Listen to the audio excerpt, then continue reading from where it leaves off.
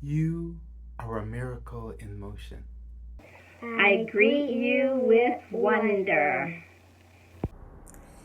In a world which seeks to own your joy and your imagination, you have chosen to be free every day as a practice.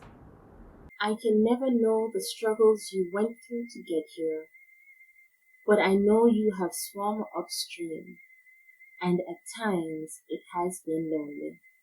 I want you to know I honor the choices you made in solitude, and I honor the work you have done to belong. I honor your commitment to that which is larger than yourself, and your journey to love the particular container of life that is you. You are enough.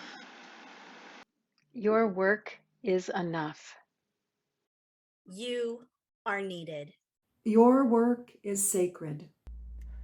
You are here, and I am grateful.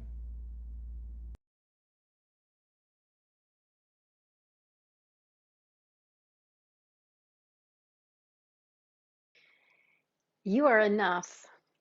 You are needed. You are here, and I am grateful. If you are experiencing this worship service in community, I invite you to greet one another using one of those phrases or a similar phrase. You might be opening up the chat and chatting it to the whole group or to someone you know. You might be leaving it in the comments. If you are sitting on your couch with someone, you might turn and say this to them. You are enough. You are needed. You are here, and I am grateful. Now, if you're not experiencing this worship service in real time in community, you still have a community. So feel free to pick up your phone and text someone these words or DM someone these words. Pick anyone who you want to say these words to. You are enough, or you are needed, or you are here and I am grateful. And if it's you who needs most to receive these words, say them silently to yourself or imagine all of us saying them to you. You are enough. You are needed. You are here, and we are grateful. Please greet one another.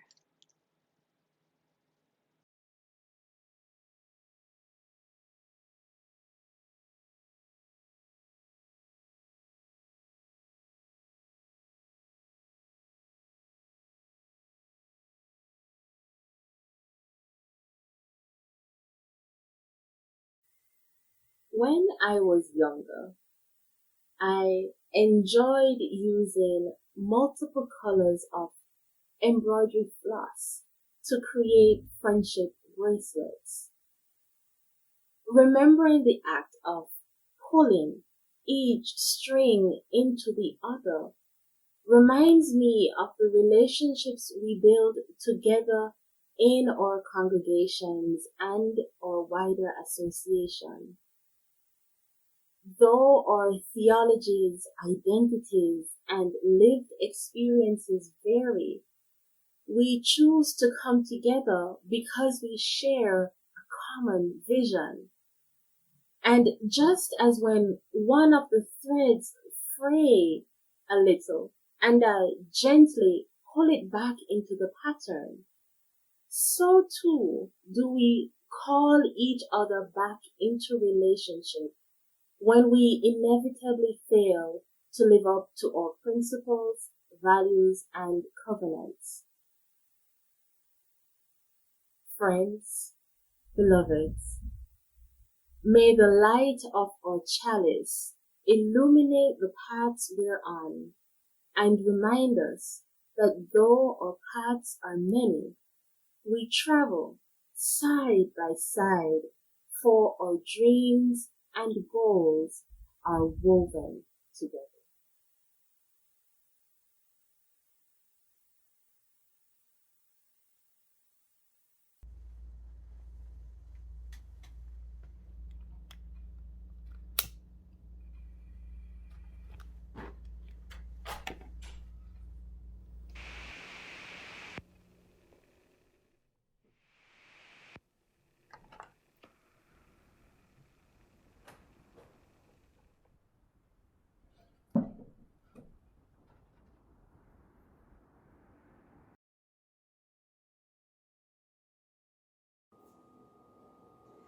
We're all connected, bird, cloud, and tree. We're all connected, earth, wind, and sea. Woven in a single garment of destiny, we're all connected, breath, you and me. We're all connected, bird, cloud, and tree. We're all connected, bird, cloud, and tree. We're all connected, earth, wind, and sea. We're all connected, earth, wind, and sea. Woven in a single garment of destiny. Woven in a single garment of destiny. Connected, breath, you and me. We're all connected, breath, you and me. We're all connected. We're all connected. Bird, cloud, and tree. Bird, cloud, and tree. We're all connected. We're all connected. Earth, wind, and sea. Earth, wind, and sea.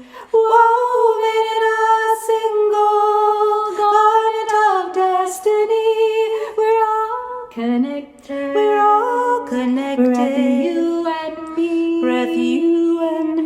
We're all connected. We're all connected. Bird, cloud, and tree. Bird, cloud, and tree. We're all connected. We're all connected. Earth, wind, and sea. Earth, wind, and sea. Woven in a single garment of destiny. We're all connected. We're all connected. Breath, you and me. Breath, you and me. We're all connected. We're all connected. Breath, you and me.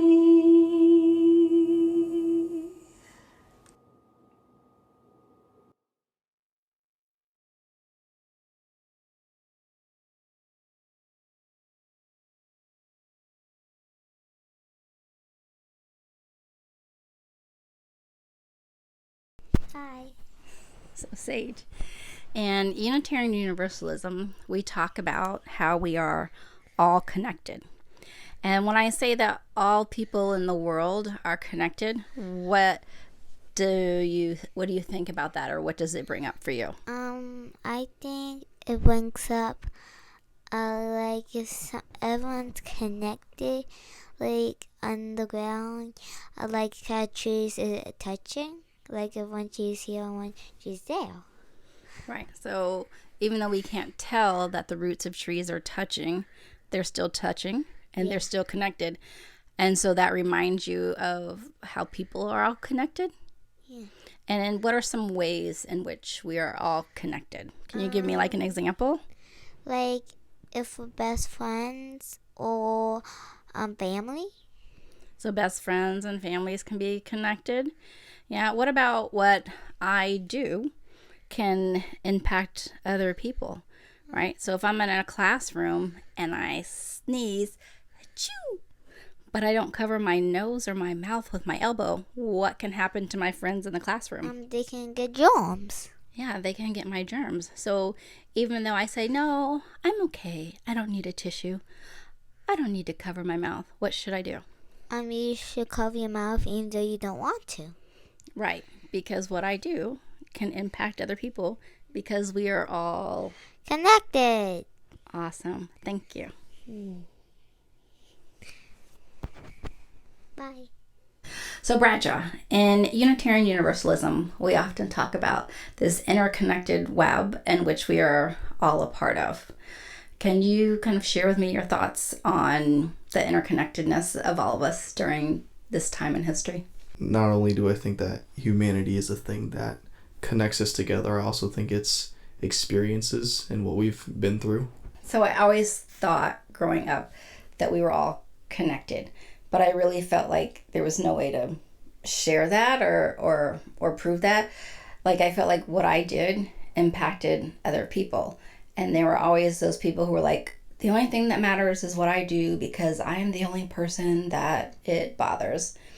But then when we had COVID, that was a clear example that we are all connected because what I do impacts everyone else. So COVID started with one person, and now we saw this worldwide pandemic because people weren't washing their hands or wearing masks or social distancing or whatever you want to say they were or were not doing.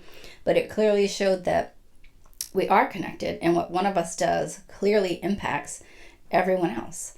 So if I tear down a rainforest in some tropical location, it will impact people on the other side of the world. So what we do does matter, like not just for us, but for those outside of our sphere. So Bradshaw, what are your thoughts on that? I think that's true, but in the instance that you brought up with the trees being cut down, I think not only that connects us humans, but also us creatures of Earth, as that will affect the animals in the ecosystem. Oh, that's really good. I was only thinking of it as in terms of mankind, but I guess the interconnected web in which we are all a part also applies to animals and trees and whatnot. I really like that.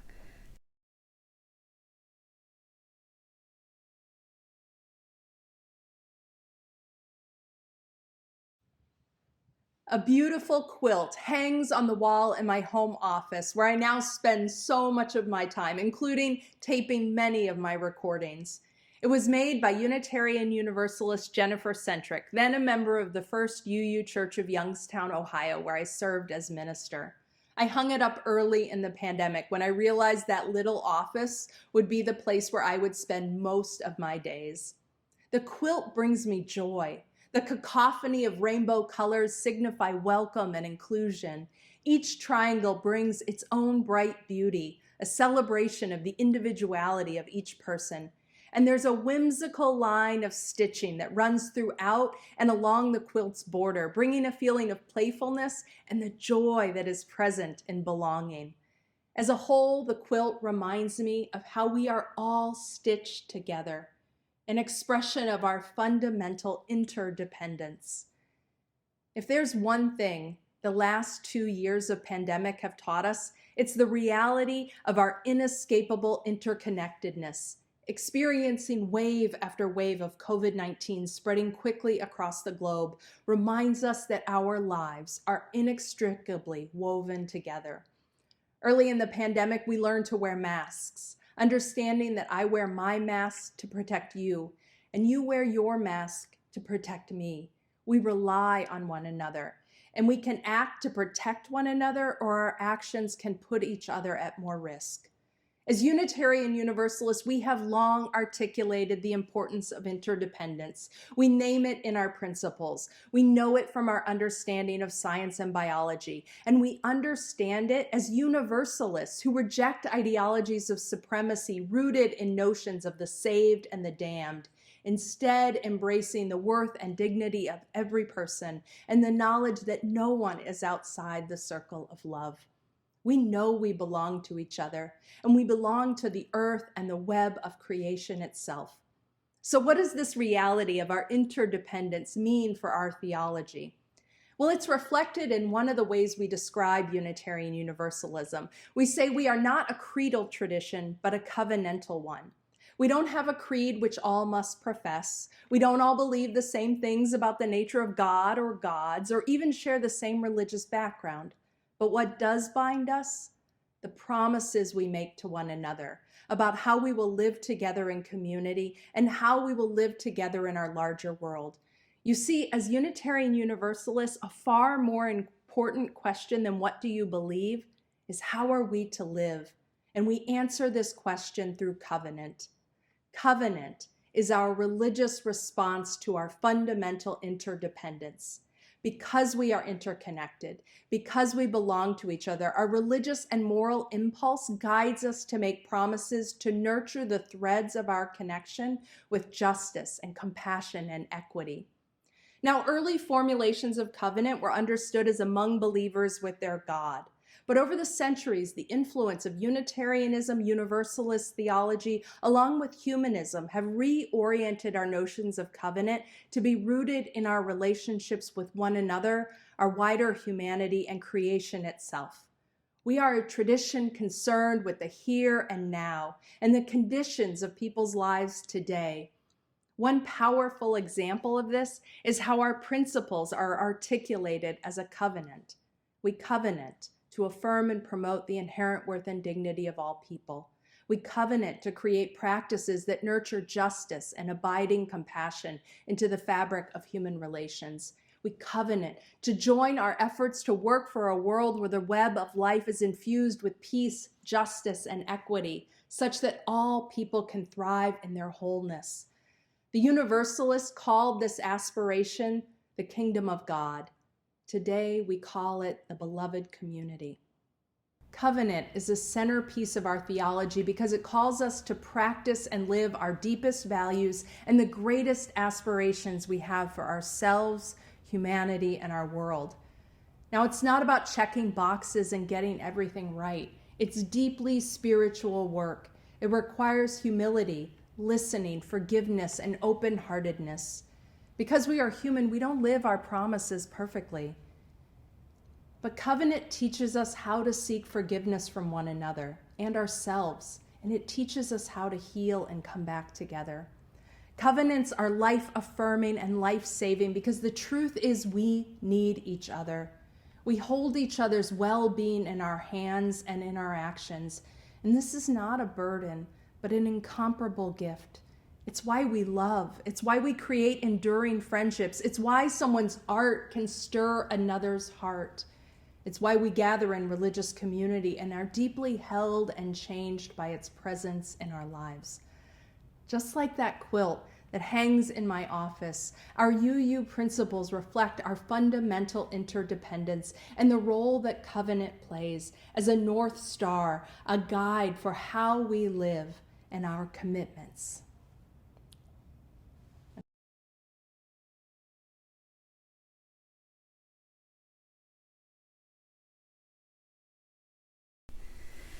So, Sage, you asked earlier what it meant to be in covenant with someone.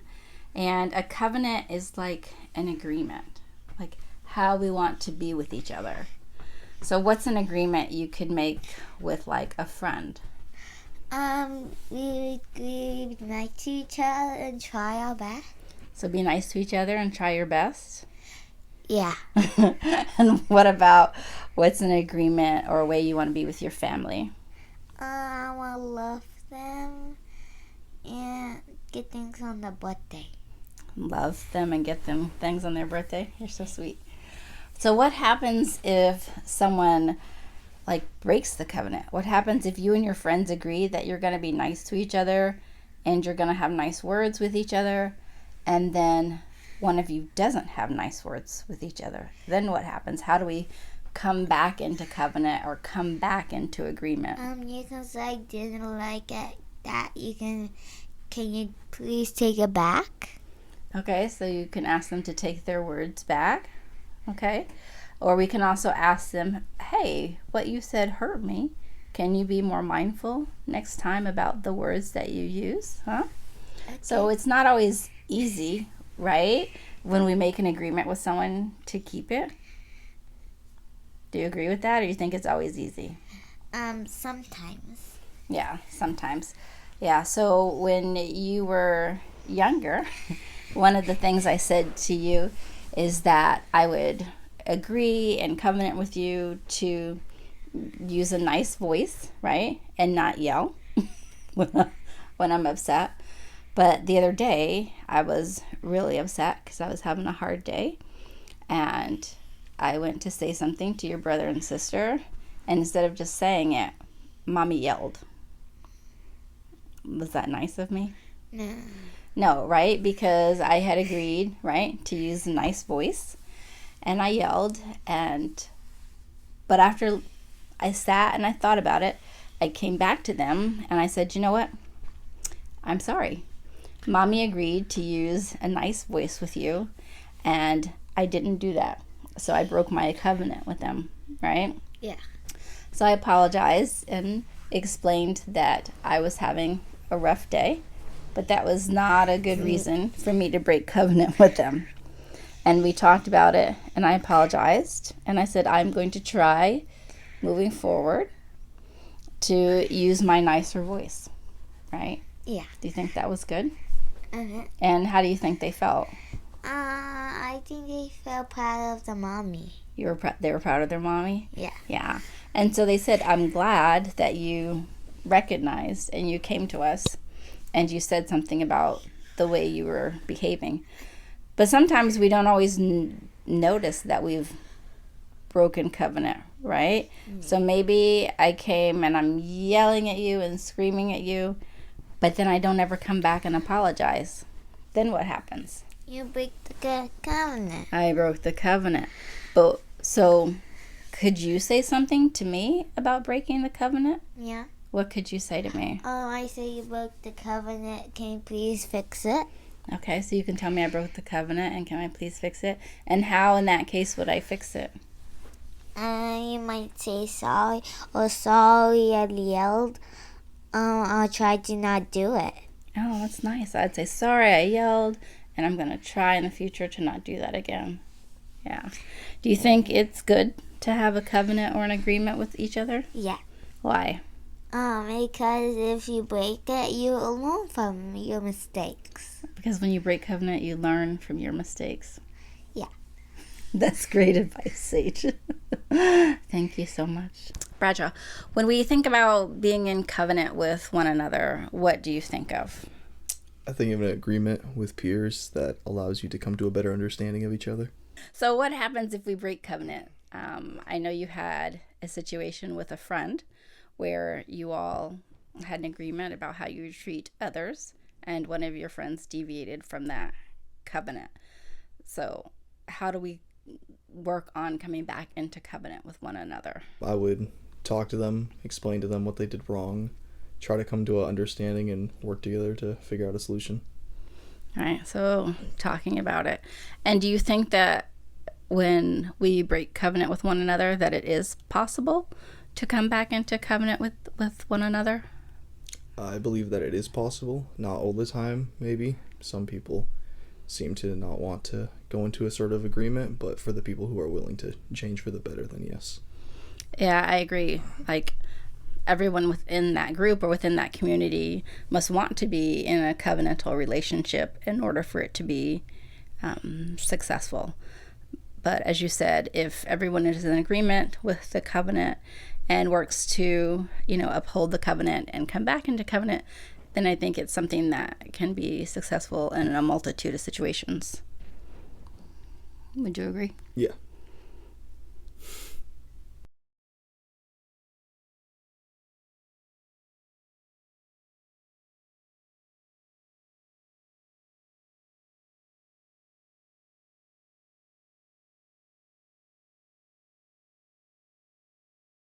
This we know. We belong to each other. In 1963, the Reverend Dr. Martin Luther King Jr. articulated this truth from a narrow cell in Birmingham, Alabama. In his now famous Letter from a Birmingham Jail, King shared his sense of disappointment with white, moderate clergy who condemned the tactics of nonviolent direct action to confront the racist police violence, segregation, and Jim Crow laws of Birmingham. In that letter, King called us all to a deeper knowing of our interdependence, writing, "We are caught in an inescapable network of mutuality, tied in a single garment of destiny. Whatever affects one directly affects all indirectly." King offered this soaring image along the backdrop of lament, frustration, and disappointment at the clergy who preach the values of equality, but in the moment of need and opportunity for real and material change in the lives of Black Americans, condemned King. I imagine on a personal level that all of us know this feeling of disappointment and anger at being let down by those who you thought were with you and would show up alongside you in your moment of need. It's painful. And right now, we are all experiencing layers of this deep personal, social, and collective lament. As a religious community, we know these things to be true, that no one is outside the circle of love, that every person has worth and dignity, that love and compassion are the foundation for the world we need. We know this, and yet everywhere we see these values forsaken. For decades, we have witnessed the erosion of bonds of care, compassion, and shared investment in community. In just the 46 years of my lifetime, we've witnessed devastating rise of inequality, poverty, and indebtedness in the U.S. Alongside this has been the escalation of policing and mass incarceration and the criminalization of poverty. For more than a decade, we've witnessed the explicit political embrace on the right of dehumanizing and divisive rhetoric and policy rooted in racism, xenophobia, patriarchy, homophobia, transphobia, ableism, anti-Semitism, and Islamophobia. For years, we've experienced the growth of propaganda and disinformation.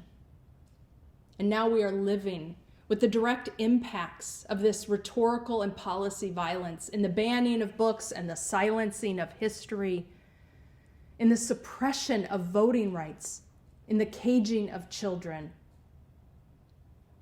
and in the vigilante violence and growing support of an authoritarian, anti-democratic, white supremacist movement in the United States. And it is against this backdrop in the US that the COVID-19 pandemic began. And repeatedly, we have lost ground as we've responded to this virus through individualism, capitalism, and nationalism. Whether it is the refusal to wear masks out of some distorted notion of individual freedom, or locking down borders in ways that betray racist assumptions, to treating essential workers as expendable, to failing repeatedly to put global vaccination ahead of profits, we continue to fail in our responsibilities to each other. We live in a web of interdependence, whether or not we wish it so. And suffering thrives where the bonds of our relationships are defined by exploitation and domination. In the US, the coronavirus has thrived along historic and systemic fissures of disparity and racism and poverty. Fissures that have long defiled our social bonds. The impacts of these choices is that this virus has taken nearly 1 million lives in the US and caused so much isolation, despair, and trauma for all of us, but especially for those who are already impacted by systemic inequity and oppression. The layers of trauma, the layers of lament are deep. And in our own UU community, we've seen this disparity. We have lost so many young Black leaders, not just to the pandemic, but to the stress of these times. The deep lament is because the crisis of this pandemic, alongside the crisis of global climate change, of which the two are not unrelated, actually creates the necessity and the opportunity to draw humanity together for collective action to save lives and protect the future of our species. But again and again, we've chosen to double down on division, nationalism, profits, and a deadly status quo. Now, to be clear, I'm not pointing back to some golden day that never was.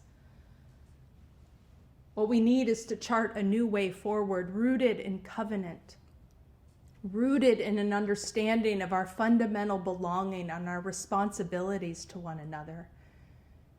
King understood this when he reminded us that we are caught in an inescapable network of mutuality, tied in a single garment of destiny. Whatever affects one directly affects all indirectly. It is why it is so important to understand that the crises we face today are not just economic or political or social or even environmental. They are fundamentally spiritual and moral crises, reflective of the ways that the threads of connection that bind us have been defiled by greed and exploitation. And the tools we need to reweave these bonds are compassion, deep solidarity, mutuality, and care. These are defining times. It matters that we root ourselves in deep care for one another and a courageous commitment to the struggle for justice and thriving for everyone and for our shared future. After all, our religious communities are not social clubs. Our theology, our commitment to covenant is not an intellectual exercise. It is a call to a way of living and being. It is a call to action. This is no time for a casual faith, no time for a casual commitment to one another and the values of human dignity, justice, and compassion that we hold dear. And this is no time to go it alone. Practicing covenant reminds us that it is an act of faithfulness to continue showing up for and with one another. It is an act of faithfulness to continue to center care in how we live in the midst of division. This is a time where we need greater courage and greater solidarity and a deeper commitment to the well-being of all people and all communities.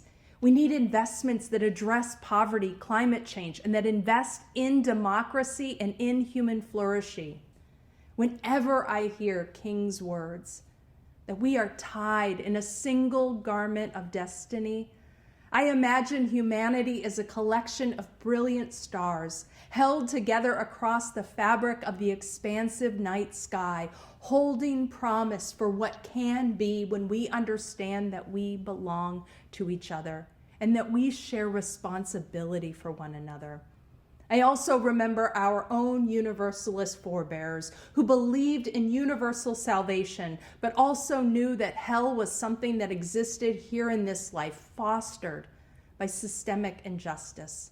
And our work as a people of faith is to love the hell out of this world, to join our efforts to work for a world where the web of life is infused with care, with peace, with justice, with compassion and equity, such that all people can thrive in their wholeness. May it be so. We're all connected, bird, cloud, and tree. We're all connected, earth, wind, and sea. Woven in a single garment of destiny, we're all connected, breath, you and me. We're all connected, bird, cloud, and tree. We're all connected, earth, wind, and sea. Woven in a single garment of destiny, we're all connected, breath, you and me. We're all connected, bird, cloud, and tree. We're all connected, earth, wind, and sea. Woven in a single garment of destiny, we're all connected, breath, you and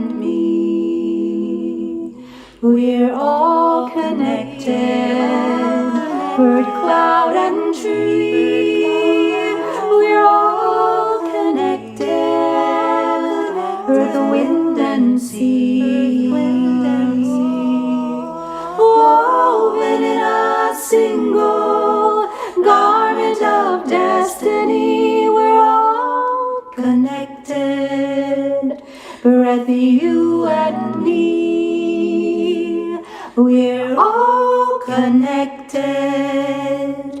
Breath, you and me.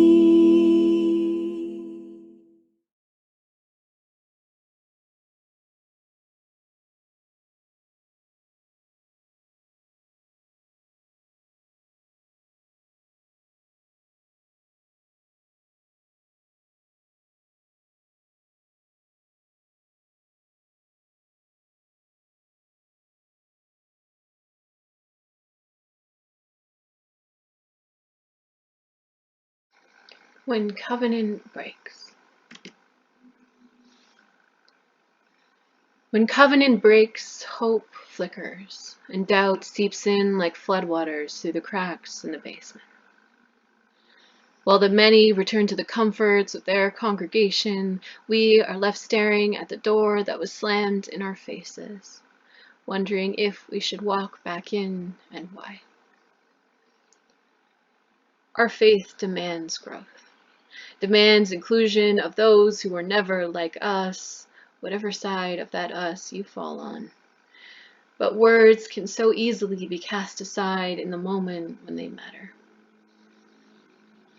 Covenant is a promise that we will work together on a team we didn't choose, doing group work we like the idea of far more than the thing itself. It is the radical answer to a radical goal, at least on paper. For our faith does not give us answers for what to do when covenant breaks. When we see that some would rather cling to their patriarchy and their white supremacy, would make problem people of the whistleblowers and hateful radicals of those just asking for rights. Would pretend that the promises of covenant mean nothing unless the person is just like you. But then, standing in that cold with that door slammed in front of you, something shifts. Covenant is a promise between the people of this faith. But it is also a promise between ourself and our faith. And sometimes nothing takes more faith than staying. Choosing to speak of your broken heart to those who are brave enough to face change. To stay in dialogue and have those hard conversations you never wanted to have. And choosing to be angry rather than walk away. All of these are holding true to your promises. When covenant breaks, we are sent back to the beginning again, like a toddler on their time out to think about what just happened, or a minister on their sabbatical called to remember what we fell in love with in the first place. This ship is not sinking. It is only rocked by the violent waves of oppression, and everyone has contributed to the oppression of someone, if not everyone.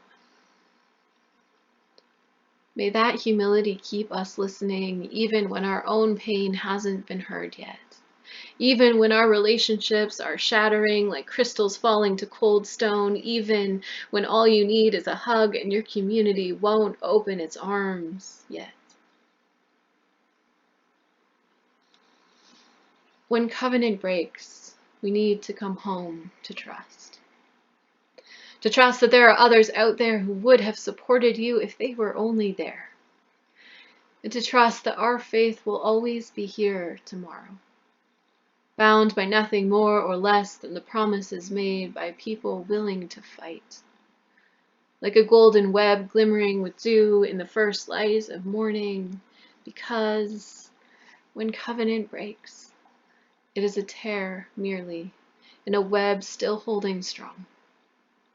And as long as we believe in ourselves and in the greatness that we could become together, then we can always come back tomorrow, roll up our sleeves, and start weaving again.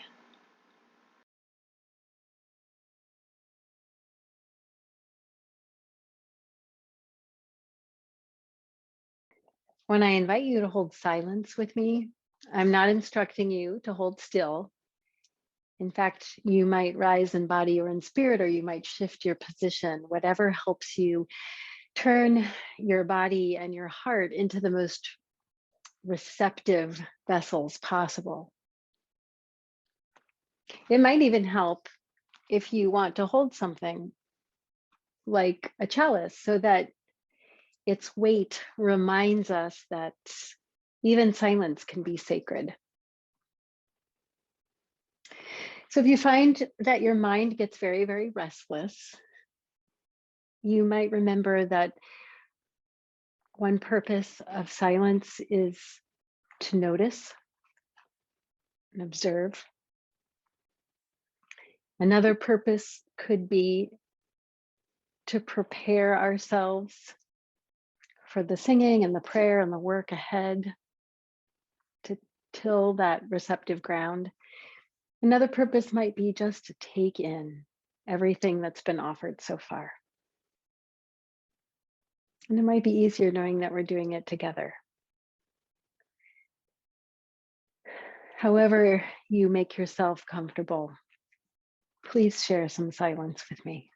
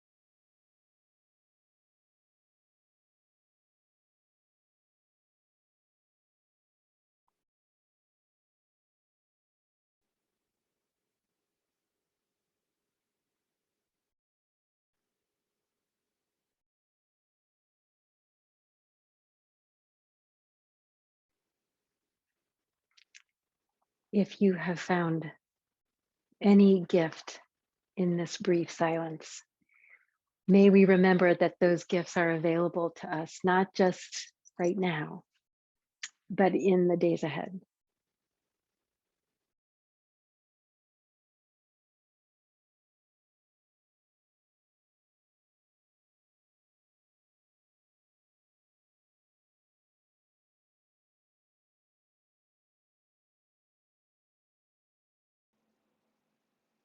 All of us have hearts full of holes where arrows have landed.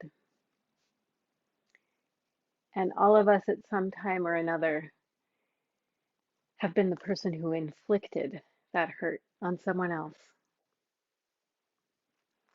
How many times and in how many ways can you think of the times that you have felt stung, that you felt a relationship been torn asunder?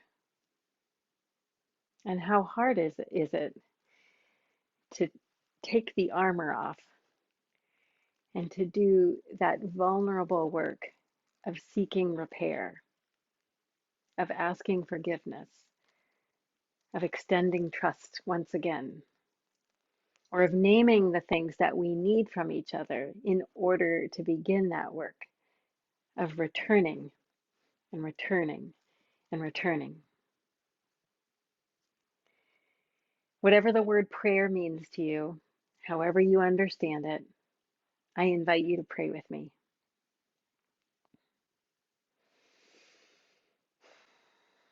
Help us say yes, Spirit of loving mystery.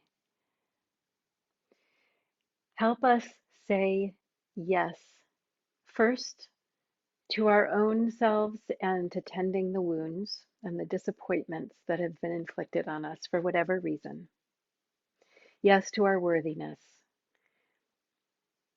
Yes to our hope in human relationship and returning to one another instead of turning away. For those of us who know that we have caused hurt,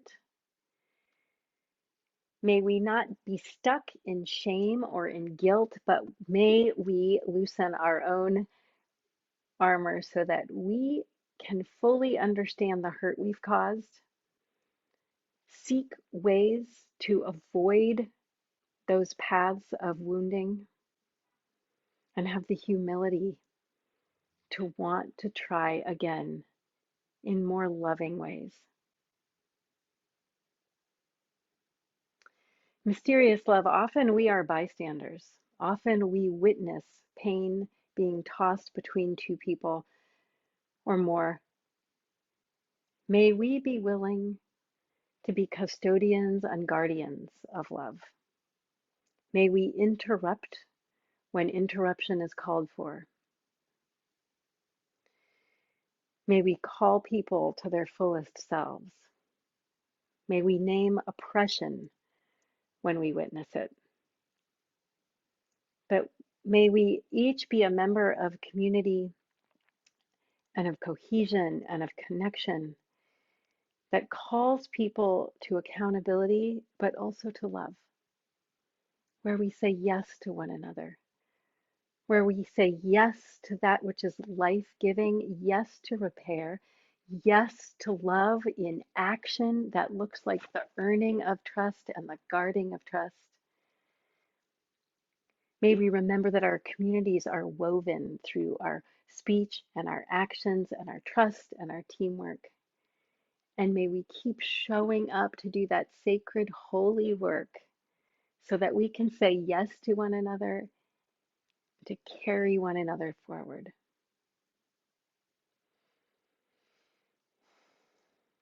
May it be so for our relationships that are virtual, that are in person, that are chosen, and the relationships that are part of the yes we said long ago to being part of Unitarian Universalist community.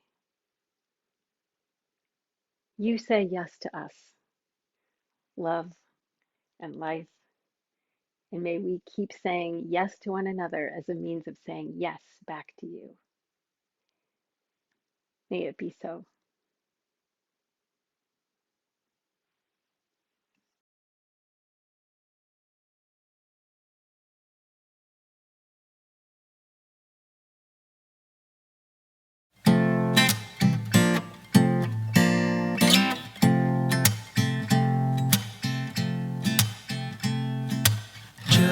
Just as long as I have breath, I must answer yes to life. Though with pain I made my way, still with hope I meet each day. If they ask what I did well, tell them I said yes to life. Just as long as vision lasts, I must answer yes to truth. In my dream and in my dark, always that elusive spark.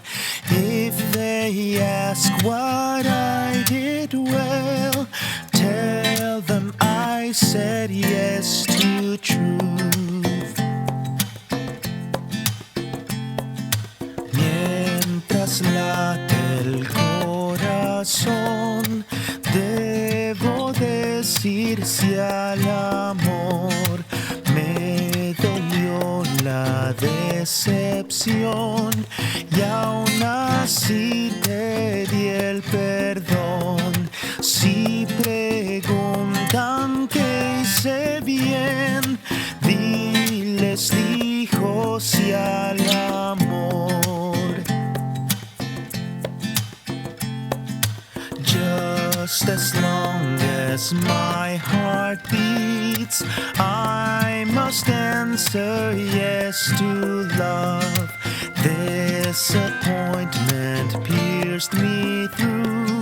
Still I kept on loving you. If they ask what I did best, tell them I said yes to love.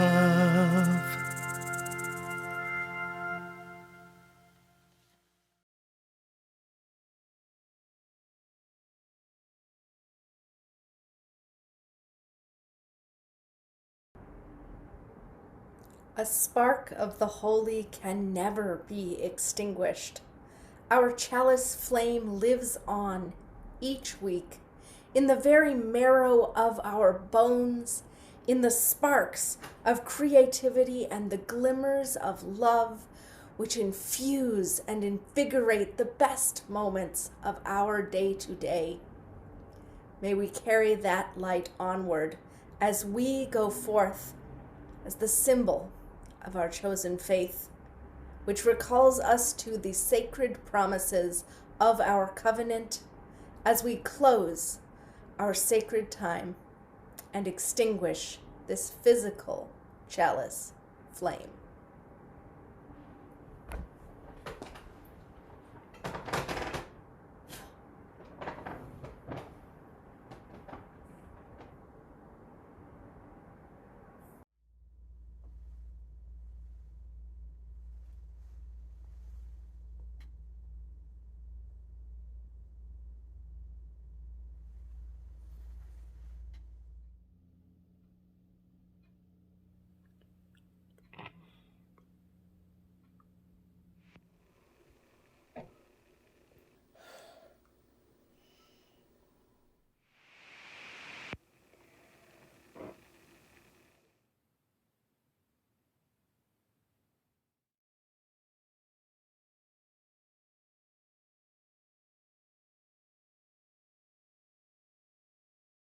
We are not alone, though sometimes we forget that truth.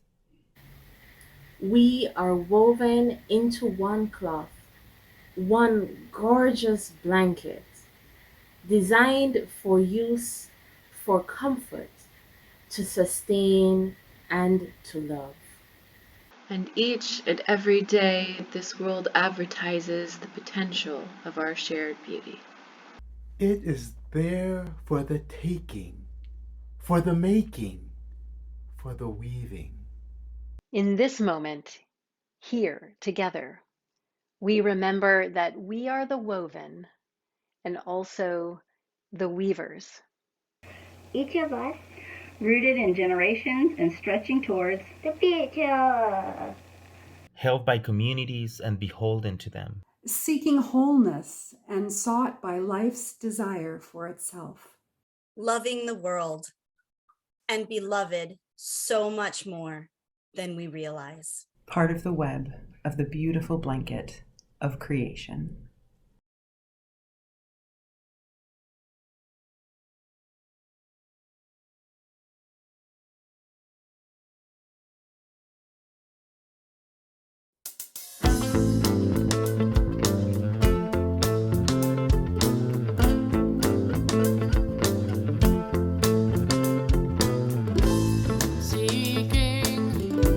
Searching, wanting to belong.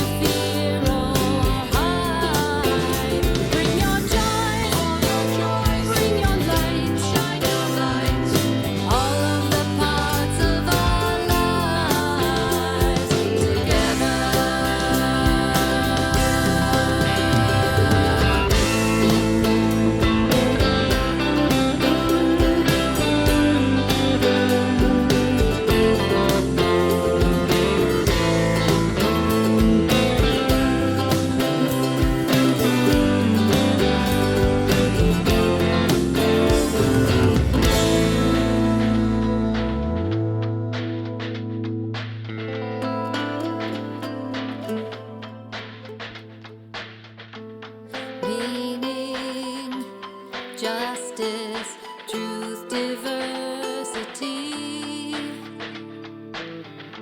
They found a true community.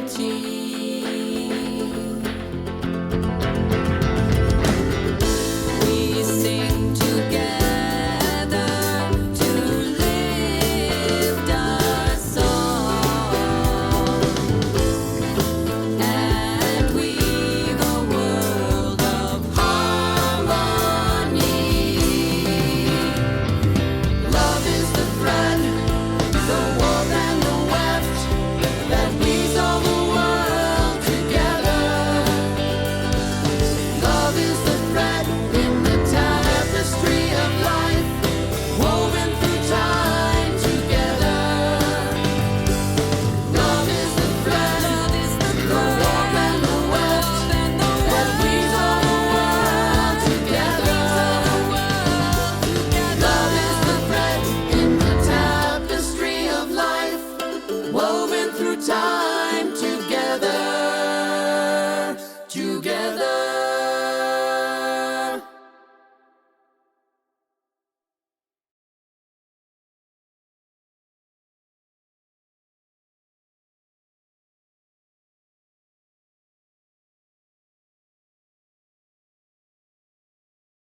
Okay.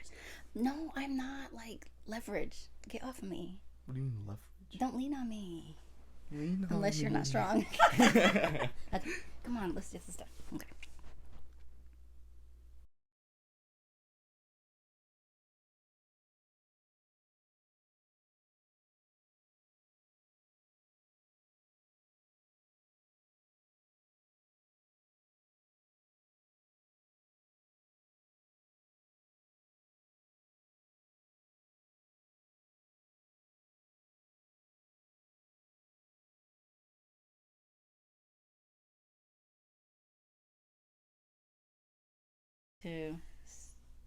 Do you want to say your joke now? Okay, why did the pickle cross the road?